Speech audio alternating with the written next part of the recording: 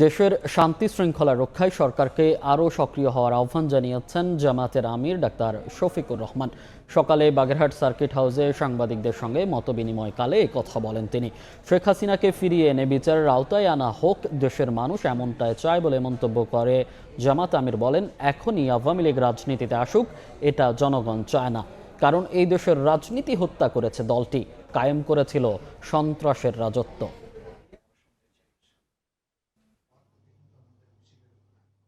দেশে শান্তি শৃঙ্খলা রক্ষার দায়িত্ব কিন্তু সরকারি দলের।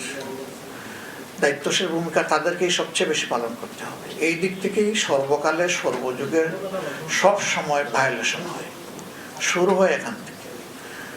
তো এই জায়গাটা সরকারি দল যতটা আন্তরিকার সাথে সামাল দিবে, বাংলাদেশ তত সুন্দরভাবে চলবে। সরকার কেন তাকে নিজ দায়িত্বে ফিরিয়ে আনতে পারছে না, বরঞ্চ তিনি কেন বলছেন যে আমি ঢুকে যাব? তো এটা সরকার ভালো বলতে পারবে। তাকে সরকারের নিজ দায়িত্বেই আনা উচিত এবং তাকে তার উপরে যে রায় হয়েছে, আরও যে বিচারিক প্রক্রিয়া অপেক্ষমান আছে, সেগুলা তাকে ফেস করতে দেওয়া উচিত।